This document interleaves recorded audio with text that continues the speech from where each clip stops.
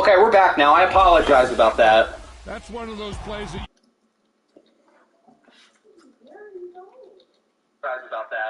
Audio sounds good. I accidentally closed out of the game entirely. I don't think it's that big of a deal, though, because we can just open the game right back up.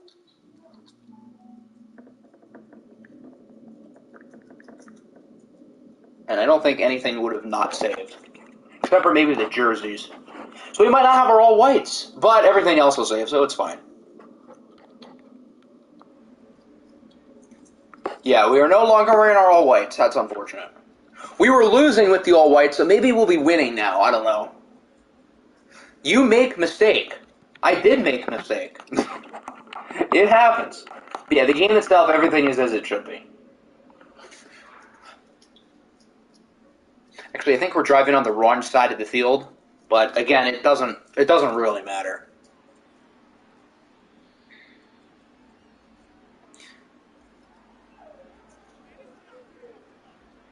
So we've got plenty of time. There's no reason to try to rush things. I like that we're trying to run the ball again. Good start.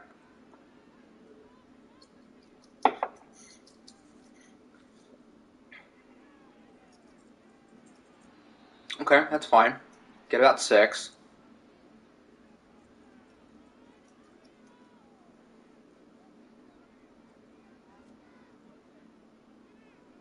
Okay, that's good. We're moving it pretty well. New England does start with the ball in the second half, so we cannot really afford to be losing. Like, if it's tied, that's fine, but if we're losing, then I think we could be in trouble. That brings us to the 2-minute warning, 6-3. A lot of field goals. You like field goals, then this is the game for you. Just like the first game that we watched. We've had 6 field goals and no touchdowns in any of the actual watch games themselves. The Chargers game doesn't really count. Okay, nice play by Joe Mixon. That could have been kind of bad, but instead we get 8. You better not lose. Oh, believe me, I hope we don't.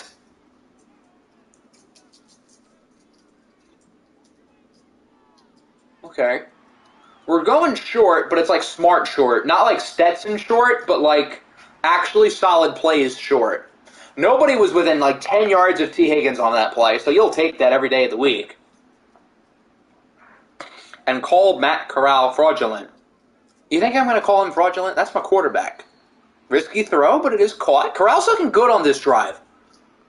All of his throws have been very accurate.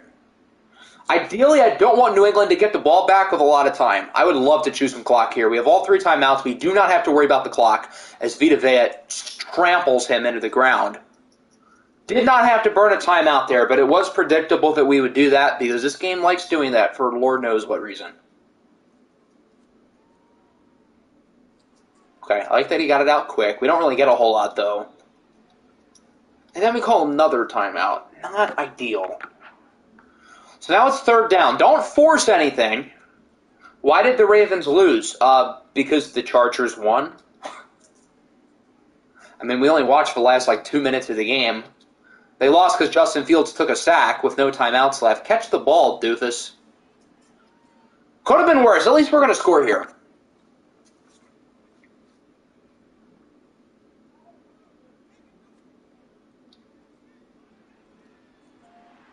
Is it because the game is against what? How is the game against you? Your team's not in the playoffs. That don't make sense.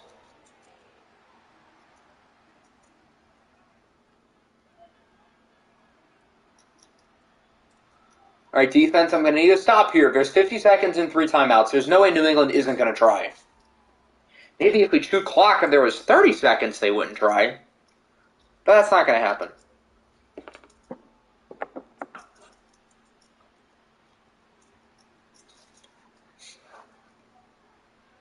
Oh, catch the ball. That was right in his hands. I think that's McDuffie. That could have flipped over the entire game. Okay, screen. Good. Good.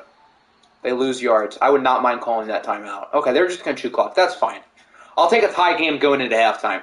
I think we've been a little bit better than them in the first half, so honestly, I feel kind of good.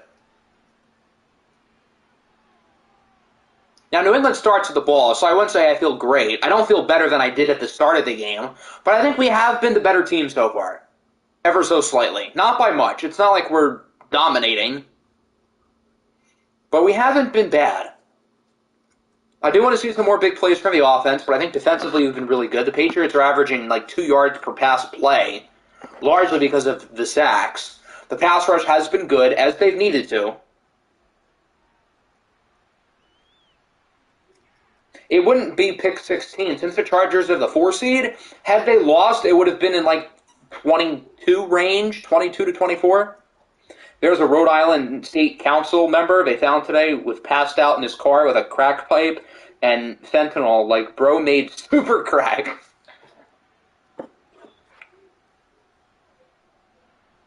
I didn't know there was a thing as super crack, but here we are. He was like, "Am I going to jail?" I don't know, buddy. You made super crack. So I think we will.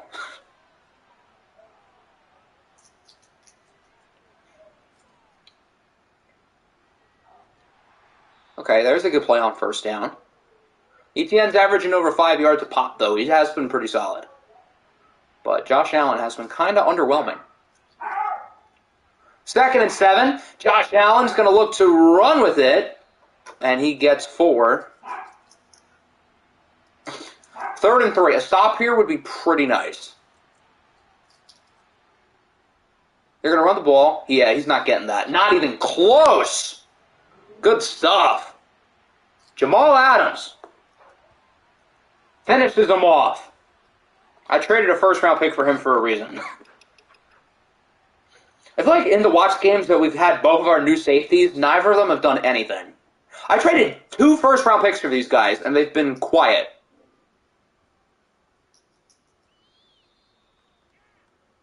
All right, we get the touchback, so we'll get the ball back. Have we led at all today? We might have led, like, super early. Actually, I don't think we did. I think they scored first. So let's try to get our first lead of the game here. Let's try to maybe score a touchdown. Although a field goal wouldn't be too bad, because then the score would be 6-9. And that's fun. Vita Vea is hurt. That's not fun for New England. Fun for us, though. Playing Mr. Hurricane's A's franchise in the background. Nice.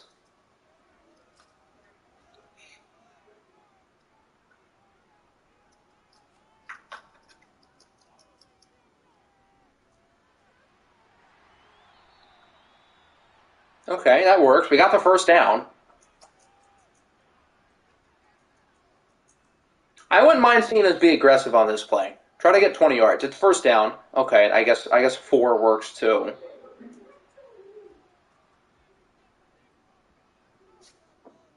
What 2 safeties are they? Jamal Adams and Derwin James. 2nd and 6. Don't get sacked. Good play. We had to throw under pressure, and then T. Higgins just demolishing dudes. He should not have gotten that first down. Not only did he get it, but he gained an additional, 4 yards. T. Higgins has made some good plays today. The numbers aren't going to wow you. 3 catches, 37 yards, but he's done some good stuff. I want to get him the ball more. We haven't had the T. Higgins game yet. I wouldn't mind today being the day. I think we also haven't really had the Jameson Williams game either. Okay, good stuff. Not a whole ton of big plays, but the offense, I think, has been pretty efficient today. Ever since the interception, the offense has been rock solid. No touchdowns. You got to be able to find the end zone if you want to win an OFL Bowl. But we're moving the ball decently well. Better than we did against Dallas, put it that way.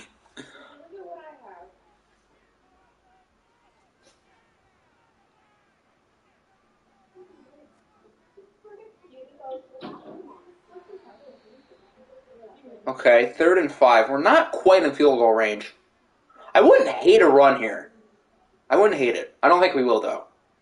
Yeah, no, I didn't think so. Corral's going to shoot a moon ball up. I don't know why he did that. He did that because he wanted a touchdown. Jameson Williams comes down with it for the score. Calvin Ridley, anytime touchdown. Check. Jameson Williams, anytime touchdown. Check. That was kind of a stupid play, but I will take it. I find it funny that the first 2 touchdowns we've had in watch are literally by Calvin Ridley and Jameson Williams. That's objectively hilarious. Good throw by Corral, obviously, and then Jamison Williams does a great job of coming down with it. I would not have taken a shot there on 3rd and 5, but look, I'm not complaining. So now we're in a good spot. Corral, 7 of 7, 69 yards, nice, and a touchdown on that drive. That was a really good drive from Matty C. Finished off by a beauty. This game's not over, though, but we've got all the momentum. We're in a good spot, but we've got to keep it going. Don't take the pedal off the metal. Cash me out. Did you bet within an NFL, or I guess here, an OFL facility? If the answer is yes, you're subject to suspension. Because this is the no fun league. Bring him down, Chase. Okay, that works too. Make him throw it away. Josh Allen has not been able to look like himself because our pass rush, as I said they needed to, has been really good.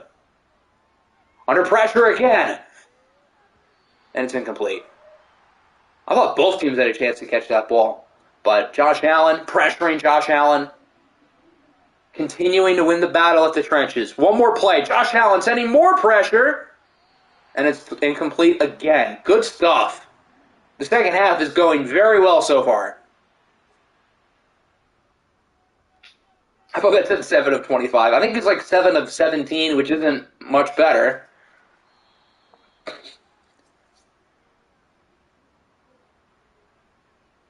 Big drive right here, indeed. We're up by 7. We had the ball. We are in a good position. If we can score again, even if it's just a field goal, we'll be up by 2 scores and in a really good spot, presumably going into the fourth quarter. So if we get 3, I'll be happy. Okay, good run. 2nd and inches. I really wouldn't mind anything here. We could run the ball, try to get the first down, but since it's 2nd down, we could always try to be aggressive as well. Okay, that's fine. Get the 1. I'll take it. Good stuff. Yeah, he does have a player, but he'll also probably have a team by the time we start the offseason. But his player will still be in there unless Booming doesn't make him, but I would think he would. OFL, Overjoyed Fun League. I like that. Corral goes deep again. Hit as he throws. Incomplete. That was actually right on target. The defensive back should have turned himself quicker. He could have made a play on the ball. 2nd and 10. I want to run. I'd rather 3rd and 5 than 3rd and 10. I would also rather 1st and 10. I'll take that too. This is why you just shouldn't listen to me. Just do what you want to do. I trust you, team. Don't listen to me. And leaving Jamison Williams wide open is not exactly the best strategy for an opposing defense.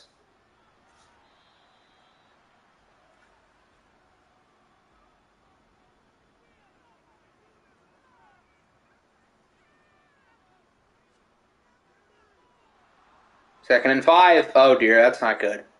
David Long and friends in the backfield with the sack, and it's 3rd and 11. And that'll bring us to the fourth quarter. I don't think we're going to get it off. So right now we're in a good spot. We have the lead, we have the ball, but it is a 3rd and long. If we can get this first down, we will be in a really good spot. I mean, even if we don't, we're still in a pretty good spot. But if we can get this here, that'd be great. And if we win, we not only are moving on and we finally win a playoff game, but we get to host a playoff game next week. What are you doing, Matt? He is so lucky that was not a turnover. That was remarkably stupid. That SEC education really coming in there. Minus Vanderbilt. We won't slander Vanderbilt.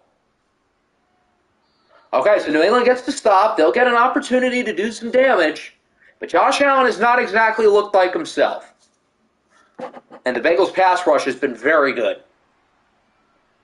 Bros throwing rainbows.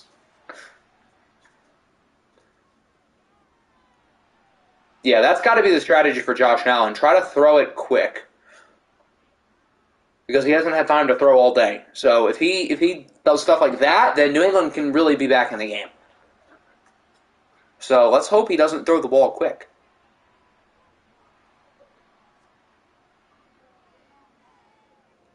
Allen's under pressure. Pick that. That was a pick 6. Right in his hands. We could have basically maybe not ended the game, but Would have been close to ending it. Second and 10, they're going to run it, and they won't get much. Third and 10. I feel like this might be the biggest play of the game so far. Let's see it, defense. Let's see it. Let's see it, Josh. I don't think he was in. Nope. Josh Allen is garbage. Josh Allen is not garbage. He's been in the backfield all day. I assume you're referring to their Josh Allen. I was making a joke. But yeah, their Josh Allen has been a lot worse than our Josh Allen, put it that way. So the defense clutches up again, and the offense has another opportunity to make it a two-score game. Delete Josh Allen from the league. Which one? There's a correct answer here. Strike to T. Higgins, who's wide open. He gets nearly 20. Good start. Another big drive. I guess every drive at this point is a big drive in a close playoff game. I would say this is pretty big, and the next one will be big. And the next one after that. Hopefully there won't be any more after that one. Corral threads the needle. T. Higgins again. T. Higgins has been a dog all day. Comes down with another one. And we are now in field goal range just 2 plays into the drive. We just can't turn the ball over. No need to be aggressive. We've got time on our side. That's good. Gain of 9. Let's keep it going. Give it to Joe. Let Joe cook. We're not going to give it to Joe. That's fine, too. T. Higgins again with his at least 3rd catch at the drive. Corral looked shaky the first, 5 minutes of the game, but ever since then, he has been a rock star. He is not missing throws. Whereas in the other games we've seen, Stetson Bennett was missing throws, Dak Prescott was missing throws, Josh Allen was missing throws. Corral's not missing. On target again for Joe Mixon. He gets to the 4. We're getting close. Did I go to the dentist recently, or is the mic messing up? I did not go to the dentist recently. I'll check what's going on after the drive ends, hopefully with a touchdown. Boom! Brock Bowers with the score. Okay, what the hell's going on with the microphone? What's the deal? Oh, I know why. Hold on.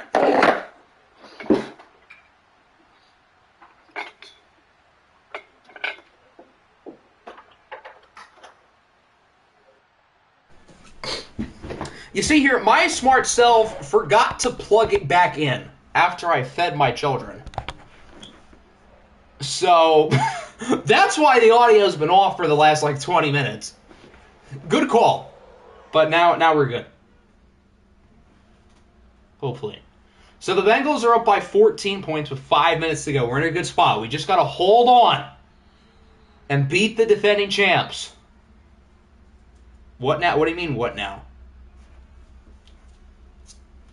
When's the last time I won a playoff game? Did I win one the last year of OFL 22? I think I did. I beat the Niners. But it has been a while since then. Officer, I found the guy. What guy?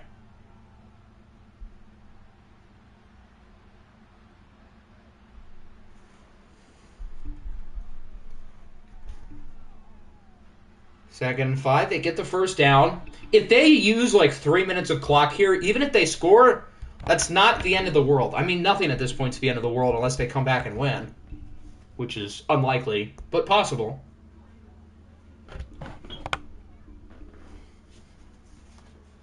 Under 4 minutes. New England's got to move fast. Clock is ticking. Allen misfires again. Continuing his struggles.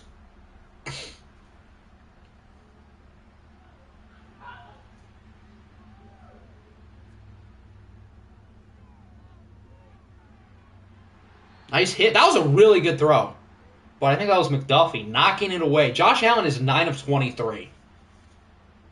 This is what happens when you invest in the pass rush, kids. 3rd and 10. Allen's going to go deep. What was that coverage? I don't think leaving DeAndre Hopkins completely wide open is a very smart idea. Right as I was gassing McDuffie up, he completely blows the play. But we're still fine. Josh Allen's in the zone. That's not good.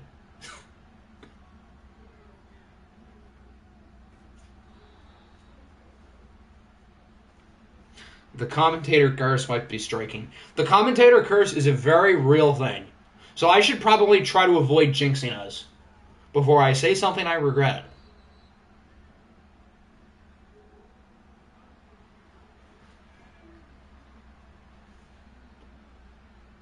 Now 3rd and 1. Okay. Not ideal. They have it at the 2. If New England scores before the 2-minute warning, do you onside kick or do you trust the defense? We've ran the ball decently well today. Okay, they do get the touchdown before the 2-minute warning. Travis Etienne. So New England's not entirely out of it. I trust our rushing game to finish it off, but certainly not a guarantee. Oh, that was James Conner who scored. Okay. I think they're not going to onside. I hope they do, though. Darn. I was hoping for that good field position, but I trust Joe Mixon here. All right, let's not get cute. We can maybe throw the ball on this first play as long as we think it's going to be longer than 6 seconds. I'd rather not give them like a free timeout if I don't have to with the 2-minute warning. But a run would also be fine here to start the drive, set the tone. Okay, not bad. Got about 3 or 4. That'll bring us to the 2-minute warning. This is it. Can the Cincinnati Bengals finally win their first playoff game in OFL 23? Can Matt Corral win his first playoff game since he would have won the OFL Bowl? Back in Season 4 last year. Good. Good. Okay, 3rd and 2. If we get this first down, we are sitting pretty. Do not throw the ball. It is 3rd and 2. Give it to Joe. Let him finish it off. New England's got 5 guys up front, as they should. Good play call. He got it. Let's go. Joe Mixon gets 6. That's big. New England still has a timeout, so it's not technically like over, but it is not looking good for them. Unless we turn the ball over here, the best case scenario for New England would be they get the ball back with like 20 seconds. I don't think they're going to win the ball if they get it back with 20 seconds. There's a flag. It's probably going to be a hold. It's not the end of the world because would it still be first down? I think it would. Yeah, okay. It's still first down. That's fine. I prefer 2nd and 1, but that's fine. Don't throw the ball, Matt. Give it to Joe. Good. Look at Joe go. Can he finish it off? It's over. Joe Mixon with the first down. Vita Vea is hurt. They would have called that timeout anyway. But now that the Patriots are out of timeouts, it is over. We will have a new champion this year. The New England Patriots will not go back-to-back. And this, what the hell? Why did they get the ball? How did they do that? Okay, we can hop in. How'd they get the ball? That doesn't make sense. Unless we throw it. I'm not worried. They need like a Hail Mary here. Okay. I don't know why they do that. They're probably going to have enough time for one more play. How'd they no huddle so fast? I'm not worried. I'm not going to panic. It's fine. It's fine. I hope he catches it. Darn. It would have been nice if he caught it because they would have been tackled and they wouldn't have been able to run another play. All right, now this is it. He's not going to throw a 75-yard Hail Mary here, is he? He's not going to. He won't. Can we send some pass rush, please? Okay, that works too. All right. The Bengals hold on. 20-13 is your final score. Now I can officially say we will have a new champion with the Patriots out. And more importantly, for me at least, the Cincinnati Bengals have broken the curse. They've won a playoff game. We're moving on to the second round. This is the first time in forever that both 2 seeds win. Kirk Cousins 2.0. Matt Corral, I was really impressed with him. The numbers aren't going to wow you, But I thought he was really good. He did not miss throws in the second half. He rebounded after the early turnover. I thought he was really impressive. Josh Allen, not so much. It's not his fault he barely had time to throw, but that doesn't excuse that he did not play all that well. Joe Mixon was very good. Travis Etienne also played well. T. Higgins was impressive. Jamison Williams was too. Happy to see both receivers playing well. Josh Allen was very good. We only had one sack. Wait, what about Chase Young? He had a sack. He definitely did. Maybe it didn't save with the one thing quitting out. So we only had like 2 or 3 sacks today, but we sent so much pressure. So the pass rush still performed. Even though we didn't put up the big sack numbers, we still made a noticeable impact in the backfield. And Matt Corral's got a skill point. Even better, along with both of our kickers. All right, so now we'll go to the other NFC game, which is Detroit and San Antonio. Yeah, your playbook is fixed. I think you switched it to what? The Chiefs on offense? Whatever you did, it's set up as it should be. So we'll simcast this game, then we'll watch this game, and then we will know who is in the divisional round. Stats don't save. Well, some of the stats did. Clearly, I don't think Corral threw 249 in the last 2.5 quarters, but I guess the sacks might have not saved. Siri, give me a number between 481... 74. That's not what I asked for. Give me a number between 481,152 and 481,153. The answer is 481,153. So we will be using Detroit. So the winner of this game will head to Seattle to play against the Seahawks in the second round, since we already know Detroit will play the Rams. Did the other controller die again? I have it literally plugged in.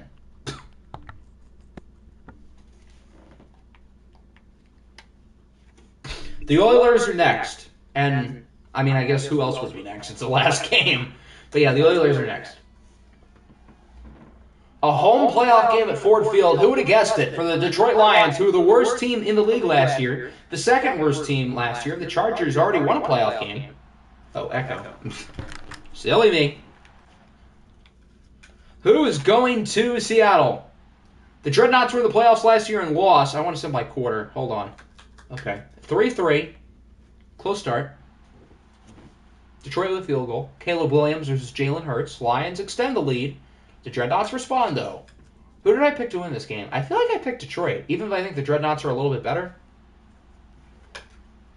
Lions with a touchdown. Okay, Detroit's in a good spot, but the Dreadnoughts are not out of it. Got to score here, though, and it looks like they will. All right, 3-point game. Turnover. What happened? Interception by Rock Ya-Sin. The Dreadnoughts were just down by 2 scores, and then they turn it over. Shmael Mondon Jr.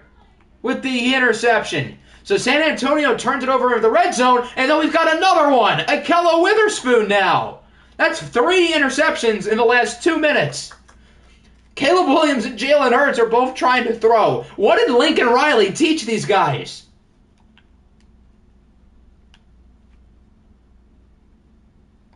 Okay, so the Dreadnoughts tie it. We should probably hop in now. This is a good game.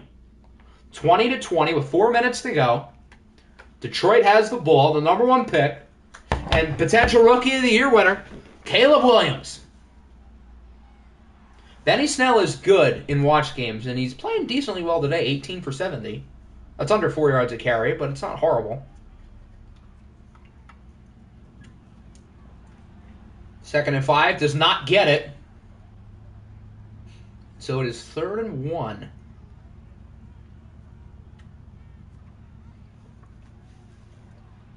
Okay, they got it. Who's the super... Oh, CeeDee Lamb. That's who. I forgot they had him.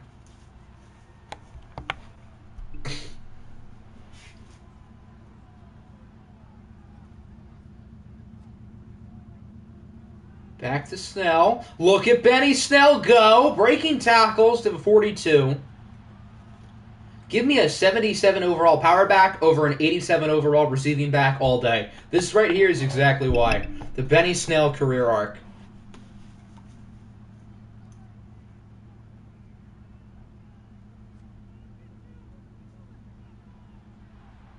We're at the 2-minute warning. Detroit's pretty close to field goal range.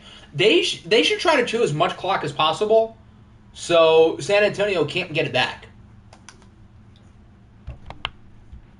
The Dreadnoughts had 2 trips in the red zone in the fourth quarter and came away with 3 points. I think they're really kicking themselves for not finding a way to get a touchdown right now.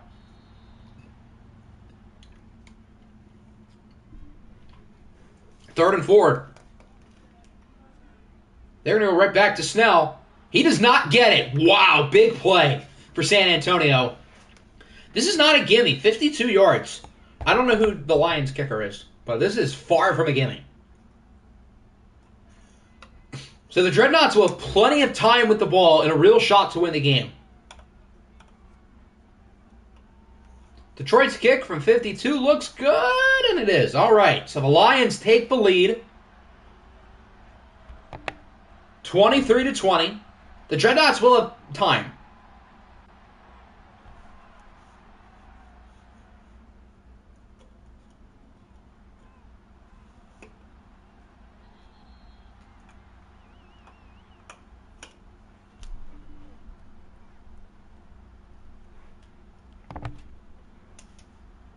They got 1.5 minutes and 2 timeouts. All they need is a field goal to tie. Can Jalen Hurts lead his team down the field? Not a bad start. He gets it to, I would assume, Juju Smith-Schuster. The Dreadnoughts trying to contain those timeouts for as long as possible. Clock is ticking away, though.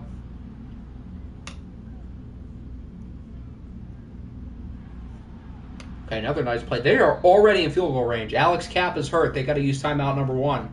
And they've got 1 more left. But they're already in field goal range.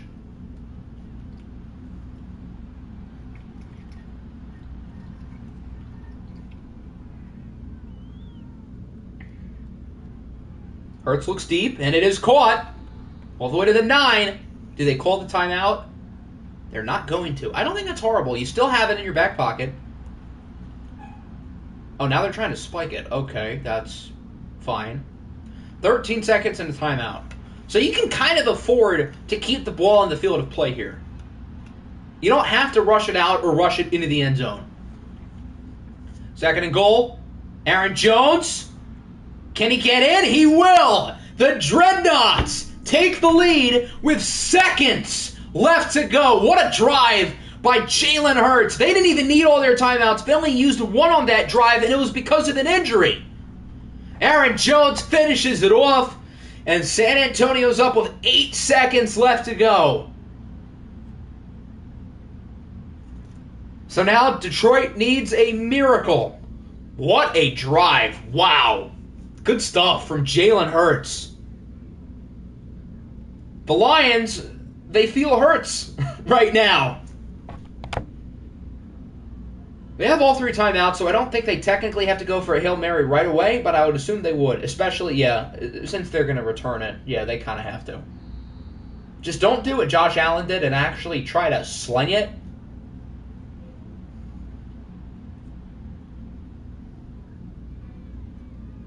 All right, this is it. He's not going to sling it. It is caught. Why are we running 20-yard plays on Hail Marys? It's the last play of the game. Versus New England, and now Detroit. Seriously, what are these teams thinking? So the Dreadnoughts win it, 27-23. So they will play against Seattle, and Detroit's Cinderella season is over. So another really exciting game here. Both QBs were solid. Caleb Williams, not his best. He turned the ball over twice. Jalen Hurts, obviously, with the big drive right at the end. Both running backs played well. Juju played well. We know Juju's a playoff performer here in the OFL. At least for those of you who were here in OFL 21 when he was on my team. Now we've got 1 more to go. The Battle of Houston. The Texans and the Oilers. Both teams won 12 games in the same division. It's basically a home game for both of them because it's in Houston. Siri, give me a number between -1 and 0. It's -1. That is Houston. Yeah, well, obviously it's Houston. Thanks, Sherlock. That's the Texans. I'm going to go out on a limb here and say Houston wins today. MP knows ball. Yeah, I agree. I think Houston's going to win. All right. I know C-Mill's here. That's not what I meant to press. Pepperjack was here. I don't know if he still is, but if he is, he can pick his jerseys too. You will play... if the Texans win, you'll play the Texans. If the Oilers win, you will play the Chargers. So we don't have to play the Texans in the next round. Thank the Lord. So if the Texans win, we would play the Chargers, and if the Oilers win, we would play them.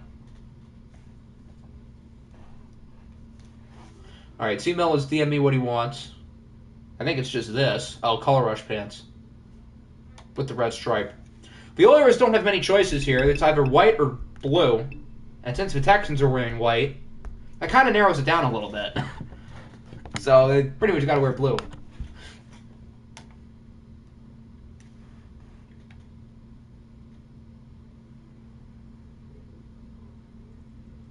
Do my socks. Okay, I'll do your socks. Did I not see the socks?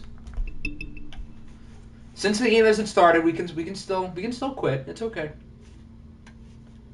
The Red Sox. Okay, so we're going like as red as we can go, minus like the actual jerseys and pants. All right, take two. Alternate helmet, Color Rush pants, alternate socks. White and secondary shoes. Yeah, now we're good. Unless I missed something else. The final game of the day, the Battle of Houston, the Texans and the Oilers. The Houston Texans made it to the AFC Championship last year, and they really should have won, if not for some horrible clock management. And we've seen some bad clock management here, but that might have been the most egregious. They were out for blood. They won 12 games this year, finished off with a 9-sack performance in Week 18 by MVP candidate Rashawn Gary. They'll be going up against the Houston Oilers. Pepperjack's teams have always been competitive, but they've never been able to get over the hump. But this year they won 12 games. They won a really good division. They're a number 3 seed, hosting a playoff game.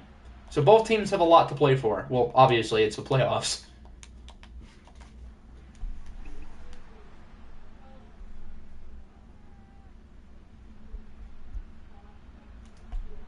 Houston will open up at the wall, the Texans specifically, and we will get a look at Lamar Jackson, the only player in the first 2 seasons of OFL 23 to be an MVP candidate both seasons. Very good numbers across the board. If this is my last game, I want to look good. That's a good way to look at it. Rashawn Gary getting a cool 5 sacks. Rashawn Gary's performed very well in watch games too, so I wouldn't put it past him. Texans have some playmakers on offense. Christian Watson, Amari Cooper. Number 34, running back Sean Tucker. We will not have our weekly Marquez Valdez-Scantling big play as he is hurt. But everybody else is here, including number 34, who is hoping to have himself a big day. He is not pleased with his first run, however. And Nick Petit-Frere is injured. Time to tickle IT's balls. Well, if Rashawn Gary has anything to say about that, he'll be sacking him a lot today. And that means more things than one. 3rd and 6, threading the needle perfectly. A beautiful throw for Amari Cooper.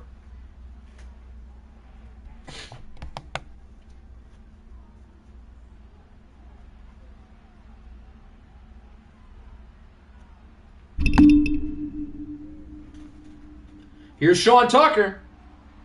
Nice run for 34. He's pleased to get the first down as he gets 13.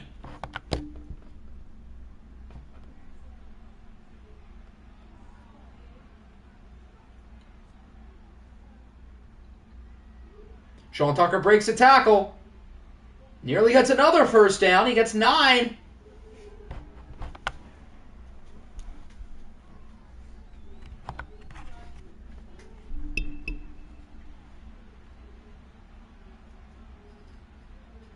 Sean Tucker, masterclass loading.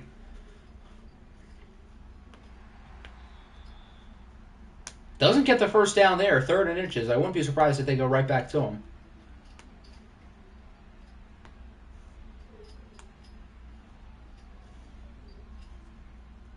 It's a pitch to Christian Watson. Why did he try to go inside? I mean, he got it. It's fine. But he had like a lot of open room on the left, but he decided to kind of go inside, which was weird. Well, I mean, they got it, so it's fine. Houston's got some solid players on defense. They did draft Nick Bosa in the fantasy draft, but he is not on the team. He was packaged for Jonathan Taylor last year.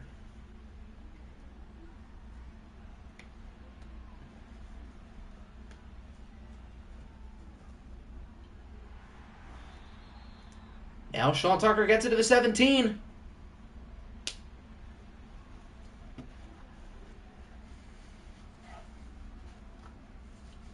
On 3rd and 2, they get it again.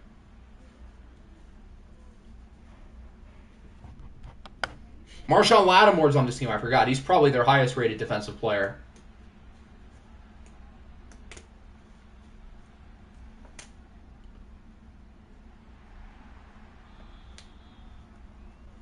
They are really leaning into Sean Tucker early. And I guess it's working. Sean Tucker's been pretty solid. 2nd and 9. Lamar's under pressure. He goes back to Sean Tucker, who gets 5. Now it's 3rd and 4. I'm sure the Oilers would love to stop them to a field goal after this long drive. And they're not going to. A touchdown for the Texans. Is that Trey McBride? It sure is. Trey McBride with the first touchdown of the game. So the Texans march down the field. They take 6 minutes off the clock. And they will finish it off with a touchdown. Good start for Houston. Not so good start for Houston, as the Texans get a 13-play drive to start things off. So now we're going to look at the Oilers' offense, featuring quarterback Isaiah Thomas, who very quietly was really good this year. He didn't quite make the MVP list, but he would have been, I think, top 10. Former number 1 pick, had an up-and-down rookie season. But this year, he was legitimately pretty solid.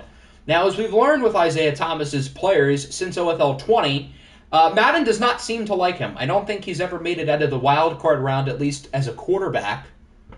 But I don't think he's ever been this good as a quarterback either. So if there's a time to change it, it would be now.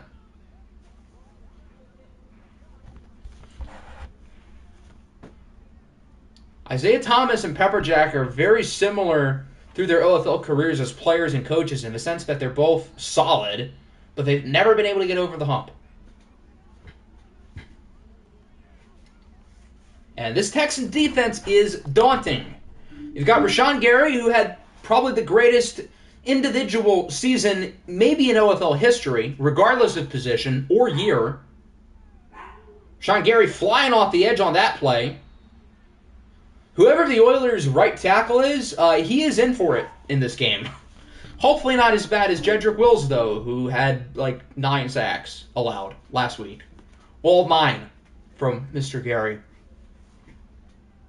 3rd and 10, Rashawn Gary hits him as he throws, and it is caught!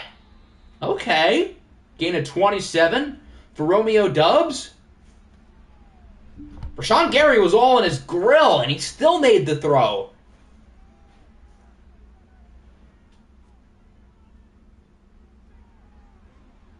Here's Jonathan Taylor, also quietly coming off a great year. Gets around 5.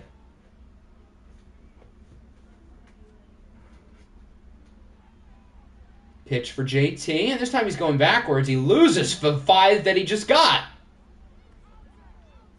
Wrapped up by, is that Chauncey Gardner-Johnson? That looks like him. The Texans had themselves a really good secondary with Rashawn Gary, featuring Chauncey Gardner-Johnson. I think they have Marlon Humphrey. Don't you guys have Marlon Humphrey? And Defensive Player of the Year candidate Cam Curl. As it's incomplete. So the Texans get the stop. Very strong first quarter for the away Houston. I wonder if a situation happened like this, like other than LA, which is like barely a football city, if two teams from the same place, we're in the same conference, had a playoff game, what the atmosphere would be like. Although the LA teams aren't in the same conference, but point remains. Marlon was traded to the Eagles. Okay. That would be Trey White. I thought Trey White was on, No, that was Xavier Howard on the Rams. Was it? Or Xavier Howard on Seattle? I don't know. I got them all mixed up, but I guess that is Trey White here. Traded Marlon for Trey White straight up. Okay. So Marlon hasn't been here for a minute. He's been on 2 separate teams more recently than Houston. Yeah, Xavier is on the... So who was the corner on the Rams who was in the zone? I feel like in the Rams game, I feel like I said that was Tre'Davious White. Because Trey White was on the Rams in OFL 22. Who would that be? Who am I forgetting? I don't know. It might come to me. Oh, well. Play action for Lamar. Dancing around. We know he can run. I don't know why he didn't just run. That was stupid. He hasn't thrown an incompletion, though. Superstar for a younger X Factor straight up. Danny Masterclass. Another completion. Sean Tucker with the first down. Green grass was, in fact, ahead. Green grass was also behind him, and to his left, and to his right. So, he's got a lot of green grass near him. But yeah, I don't know why he didn't run it on that play.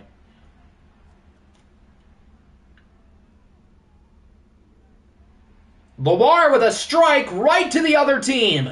Marshawn Lattimore, I think. Is that Ashton Davis? That is Ashton Davis. I didn't really see it superstar, but I thought Pepperjack had him, and it looked like he was white. That might be the first good play of the entire game for the Oilers, and that could completely reset the trajectory of the game. It has been all Texans so far, and now that might have just been changed. A little Houston on Houston crime.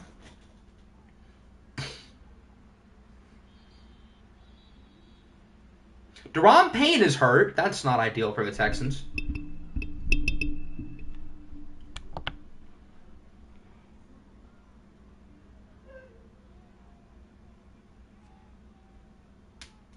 Second and 8. Good throw by Thomas to the 11. The Texans were just rolling through the first 10 minutes of this game. That interception changes so much. Good play by Keenan Allen. This team does have Keenan Allen. They have Romeo Doubs, and I forget who their number 1 receiver is. But they have somebody ahead of both of them on the depth chart. And, of course, they have this guy, Jonathan Taylor, who gets it to the 1. I think they also have Michael Mayer as well, who I'm pretty sure statistically was really good this year.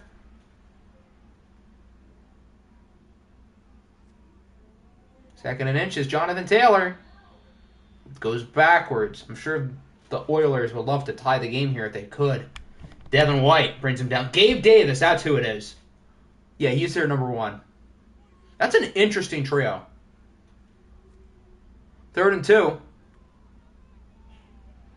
Got it. Touchdown. Oilers. And they're going to tie it at 7.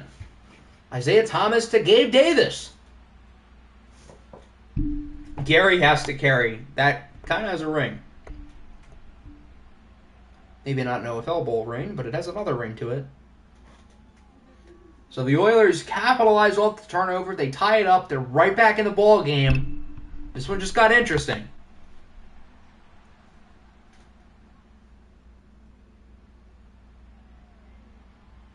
Now, how are the Texans going to respond?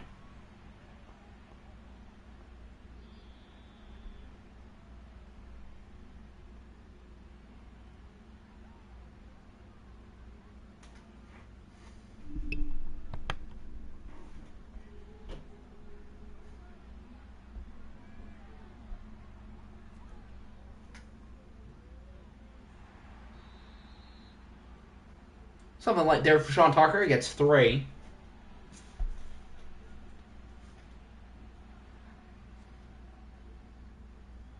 Sean Tucker again. Gets like 3 more. Now it's third down. It's another pitch to Watson. They did that same play earlier on third down. This time I don't think it worked. Oh, they're going to give it to him. That was close. He was like right there at the line. But they will give it to him. I'm so nervous. I don't blame you. These Oilers are tough. Good throw by Lamar. Lamar hasn't done a whole lot downfield, but he is 11 of 12. All 12 of his passes today have been caught by somebody. Not all by his own team, but they've been caught by somebody.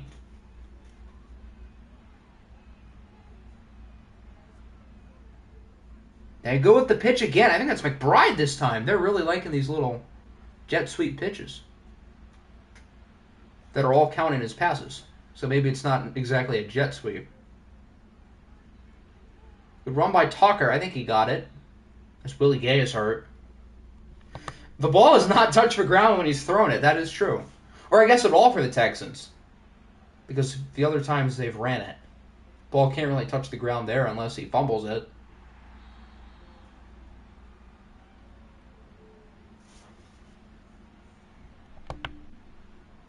Nice play by Bradley. I've got a big chub. Before he's in a loss of 2.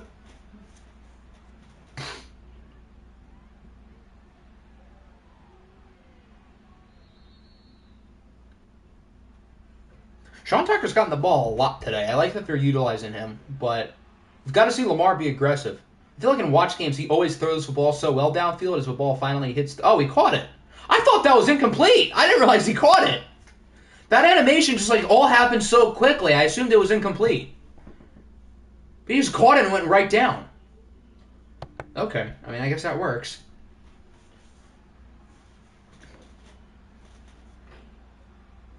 And that'll bring us to the 2-minute warning. 7-7. The Texans are marching on the doorstep, though, looking to take the lead. I think the Oilers do start the ball in the second half because the Texans started off with like that 6-minute drive. And it's intercepted again. Ashton Davis with another one. His second in the last 2 possessions. Who let Ashton Davis, of all people, cook? He threw that into traffic. I think Lamar's just trying to make sure his passes get caught by somebody. He just threw it to the area where everybody is. Doesn't matter which team. He sees Houston on the jersey, so all of Lamar's passes, the Houston quarterback, have been caught by a Houston player. Isn't that normally a good thing? The tight end, it looked like he fell after it was intercepted, though. But he did get tripped. I think he ran into the receiver.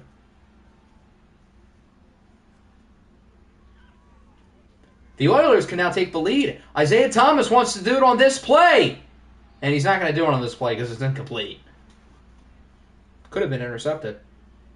Drum Payne is back. Ooh, that's a big deal. 2nd and 10. Here's Jonathan Taylor. Gets a solid 8. Now 3rd and 1.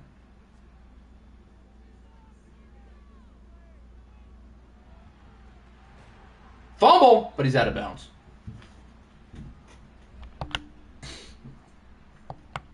There's Romeo Dubs again.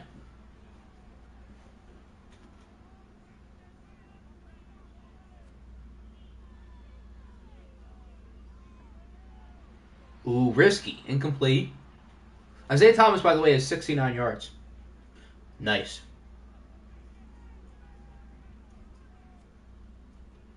Second and 10.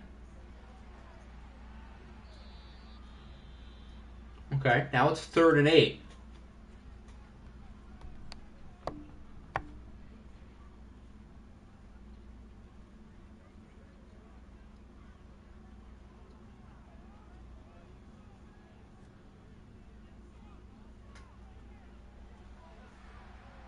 Okay, the Oilers get it again. They've got 49 seconds and timeout. They should go into halftime with the lead, which is really impressive because I feel like the Texans have been better, but it's the 2 interceptions that have been the difference.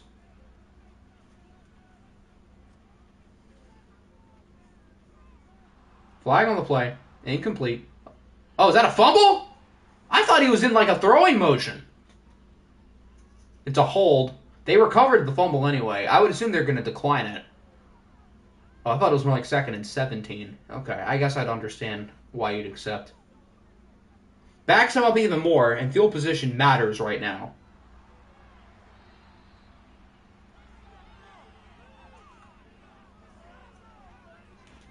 Incomplete.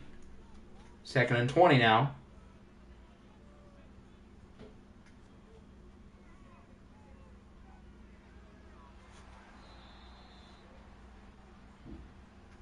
Short play, now 3rd and 13. Clock is ticking. There's 15 seconds left. Isaiah Thomas backs up. He'll take a shot deep, and it's incomplete. Just saw our W. That is huge. You guys had a really nice drive there at the end of the game with Jalen Hurts. So you guys will officially play the Seahawks in the 2nd round as the Oilers take the lead. With like 5 seconds left. So the Texans aren't going to have enough time to do something here. 4 seconds.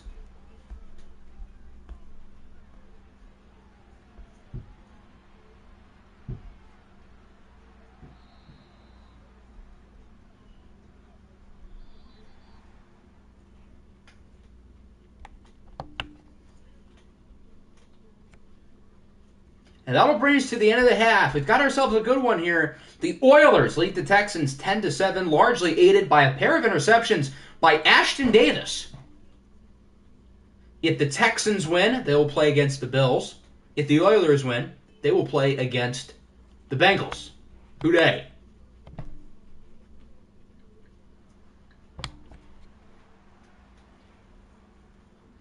The Oilers will start with the ball in the 3rd quarter. If they can score here, they can put themselves in a good spot.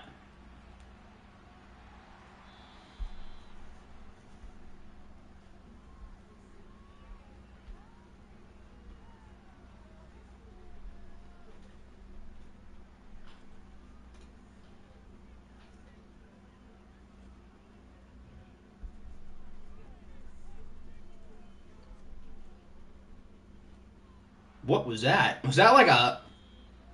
It almost looked like they were trying like a Philly special in a way. And it certainly backfires.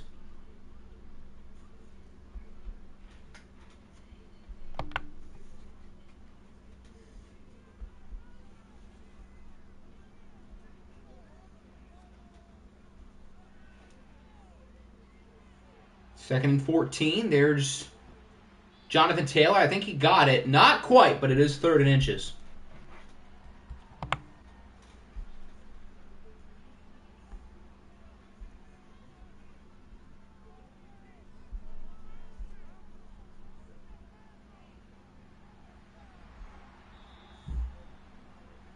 They'll get the first.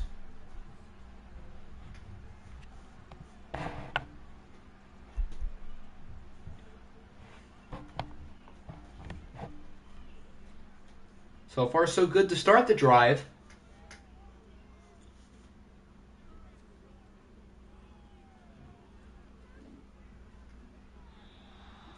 Incomplete. He throws it away. Could have been a fumble with that hit. It's an asset to have good carrying.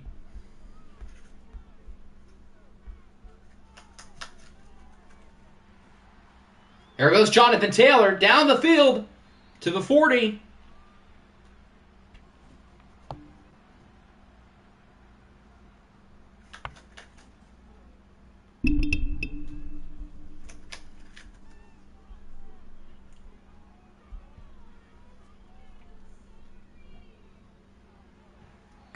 Another good run by JT.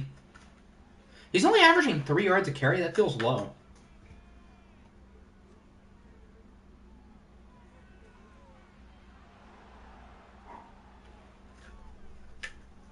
I just looked down for 5 seconds, and the Texans had the ball. I think that's Sean Taylor with the interception. Yes, he jumps the route. And that changes, again, everything. As we've seen with the Oilers, their interceptions ended up being huge. And now the Texans get one back.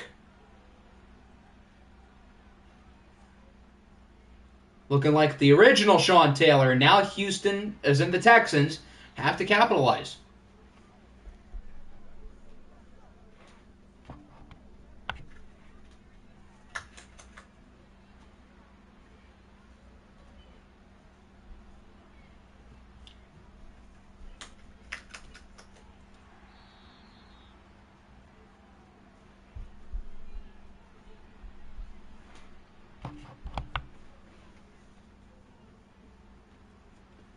Lamar heaves one up, and he finally has a ball hit the ground. It took the entire game, basically, but they've done it. So now that means Lamar can maybe be aggressive and not worry about his completion percentage.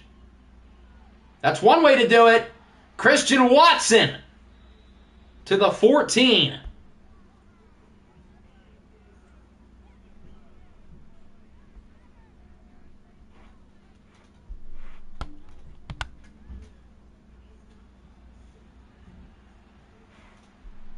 The players don't even have to use the visitor hotels. They can just stay at their own house. Although I don't think even the home players stay at their own house the day before a game. Well, they can here because it's a video game.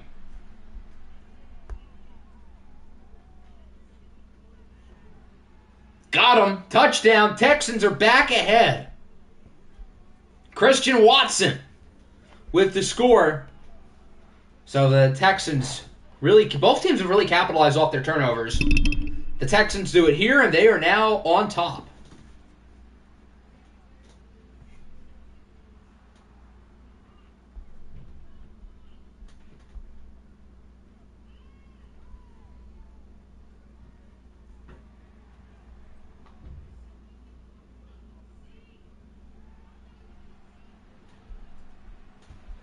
Wonder how far away the stadium. They can't be that close.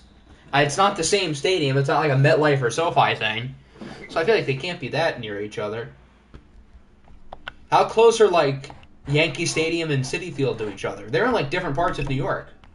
And with like the Dodgers and the Angels, that's LA and Anaheim. So those aren't too close either. Devin White with the quick sack.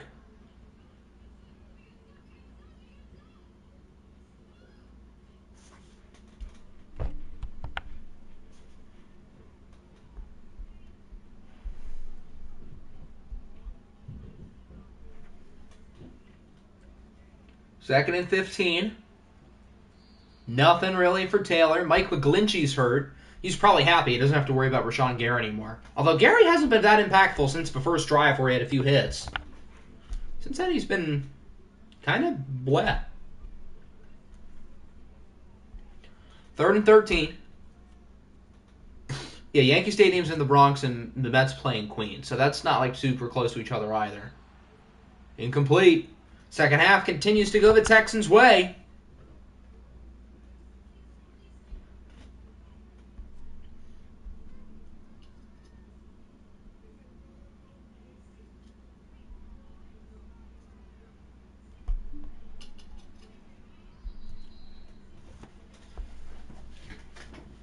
The Texans have looked very good here in the second half, but they've got to keep it going.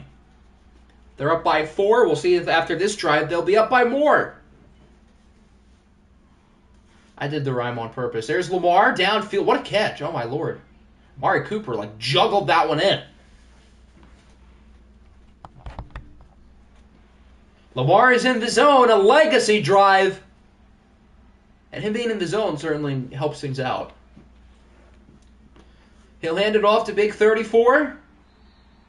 He doesn't get much.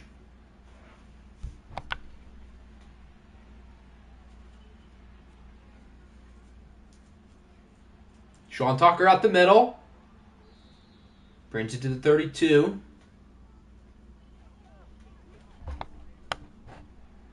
And now he is in the zone. Okay.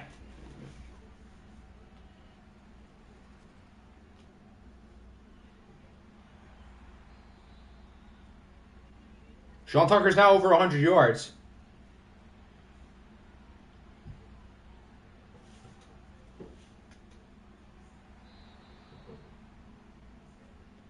Third and inches after the short play by McBride. There's Sean Tucker. He gets it again.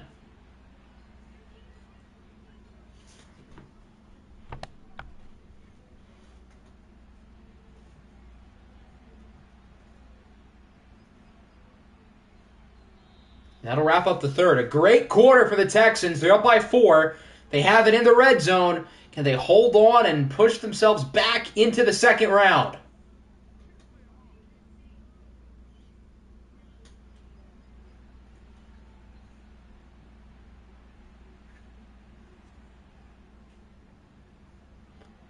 Sean Tucker starts things off. Sean Tucker pleased to make it to the 2.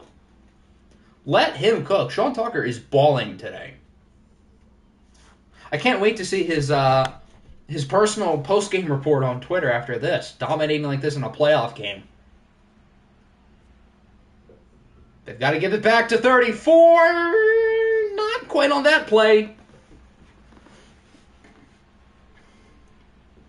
Now 2nd and goal. Everybody's in the box, basically. They're going to try to stop Sean Tucker. It's another... They love those pitches today. And Christian Watson does not get much. He actually lost a little bit. Wrapped up by Troy Anderson. Montana State's finest.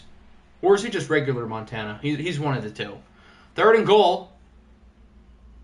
Lamar's got to get rid of it quick, and they got it. Trey McBride with his 2nd touchdown of the game, and the Houston Texans are up by 2 scores here in the 4th quarter.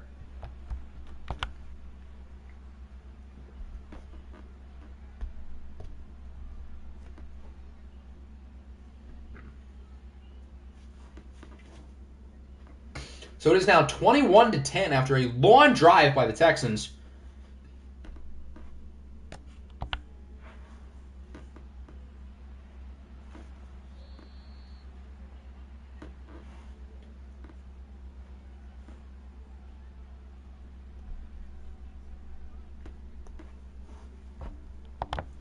I'm really going to go 6-0 for my predictions. Well, that's pretty impressive. This game's not quite over. So how far do you have the Bengals going? Do you have us win the whole thing?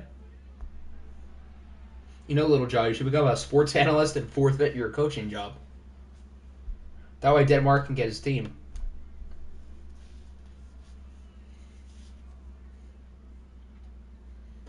Second and 7. Short gain. They've got to be a little bit more urgent here on offense. They're down by 2 scores in the 4th quarter. It's not exactly like you have a ton of time to work with. And Jonathan Taylor does not get it. What do you do here on 4th and 1? I think I would go for it. I know you're on the 34, but you're down by 11 in a playoff game in the 4th quarter. All you need is 1. I thought they were going to punt it, but I think this is the right call. Jets going to be the last team I want to inherit. All right, they do get it. I think that was, in fact, the right call. Jonathan Taylor gets 8.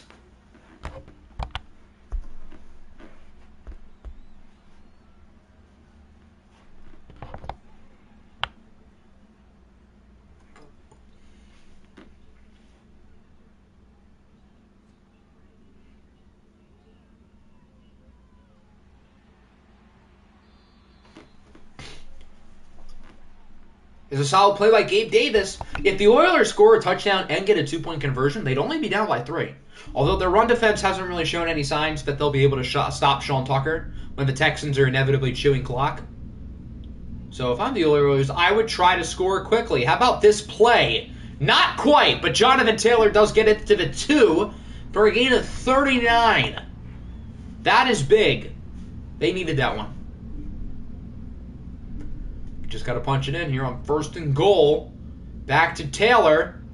He is pushed in by Rashawn Gary for the touchdown.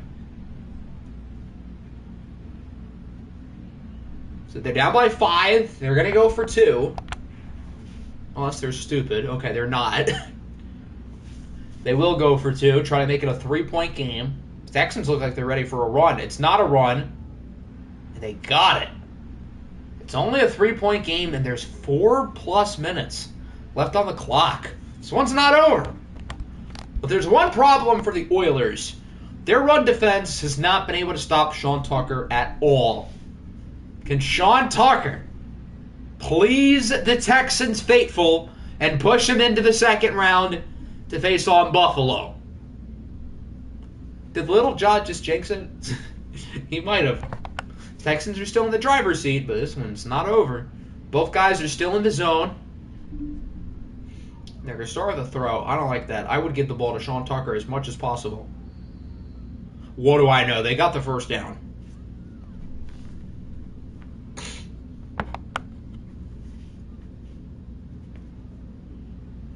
I am not digging games. If they lose this one, then you are digging games. If not, then you're the anti. Because you went 6-0. Ooh, that was close. That could have been intercepted had the defensive back played the ball quicker. 2nd and 7. Here's Sean Tucker. Breaking tackles with ease. Look at him go. He gets 9.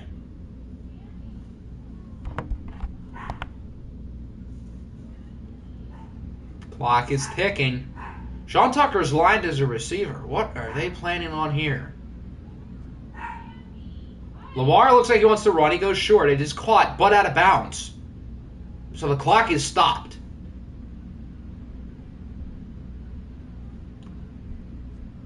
Now 2nd and 5. Here's Sean Tucker.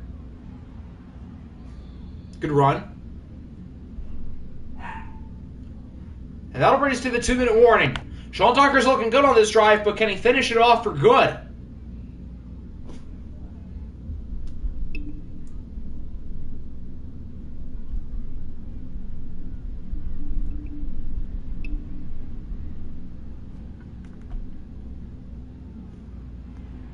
Good start for Sean. Oilers call timeout number 1. All Sean Tucker needs is to get this nice 6 or 7 yards. And they should be good.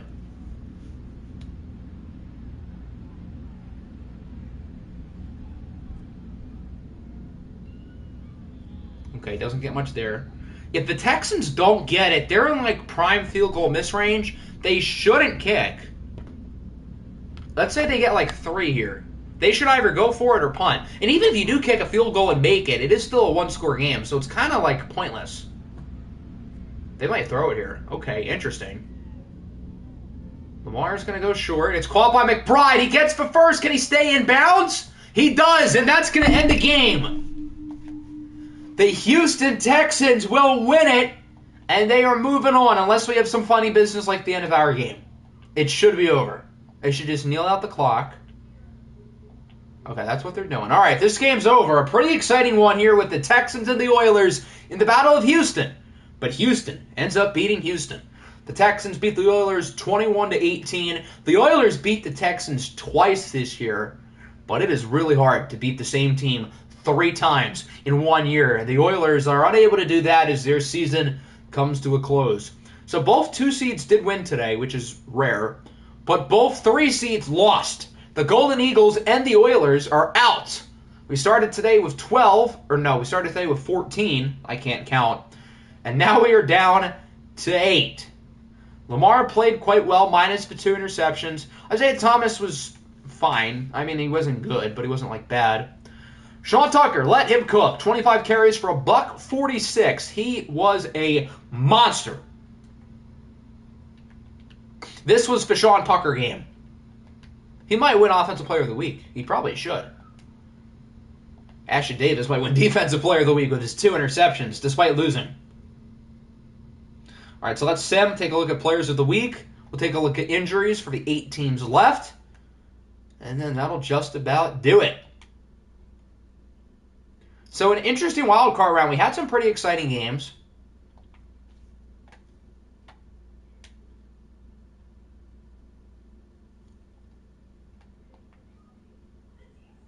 But this is what we got. We've got the Bills and the Texans, the Bengals and the Chargers, and then the NFC, the Cowboys and the Rams, the Seahawks, and the Dreadnoughts. Mid-Sean Tucker tweet. Did I miss something? Do you want to get a better look at his stats so you can get, that's the wrong button, so you can get a perfect Sean Tucker tweet? Here, let me help you out real quick. Because I speak for all of us when I say we want the Sean Tucker tweet. All right, here's his rushing. And then receiving. Where is he? There he is, 2 for 10. And I would assume he didn't have any tackles. Could be wrong. I mean, they did have 2 interceptions. All right, Players of the Week. I'm going to guess Sean Tucker, Myles Garrett, Ashton Davis. Who would be the NFC Offensive Player of the Week? Probably Mahomes. Ooh, okay. I was wrong in the AFC. So it was Mahomes. It was Garrett. We've got Justin Fields and Khalil Mack. I didn't realize Mack had 3 sacks. That's fair. As for Fields, I would have given it to Sean Tucker. I mean, Sean Tucker's team won, first off.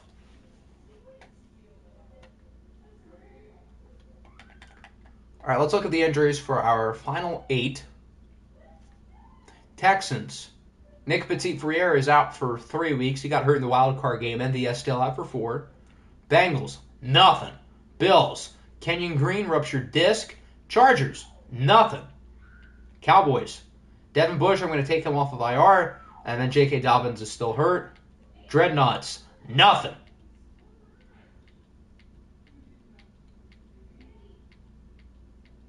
Rams, Jalen Waddle is still hurt. Seahawks, Deebo Samuel still out as... Oh, DJ Reed, I think that's new. And I think that's everyone. Did we miss someone? I feel like we did. We didn't miss anyone in the AFC. And I don't think I missed anyone in the NFC. No, we're good. We got everyone. That'll do it. A fun wild card stream here. Next time around will be the divisional round. I'm not entirely sure when it's going to be. I'm aiming for Sunday or Monday, but no guarantees. We're going to watch all 4 games. Buffalo, Houston, Cincinnati, Chargers, Dallas, Rams, and Seahawks, Dreadnoughts. We got some good stuff here, so that'll wrap up the stream. And, yeah, peace out.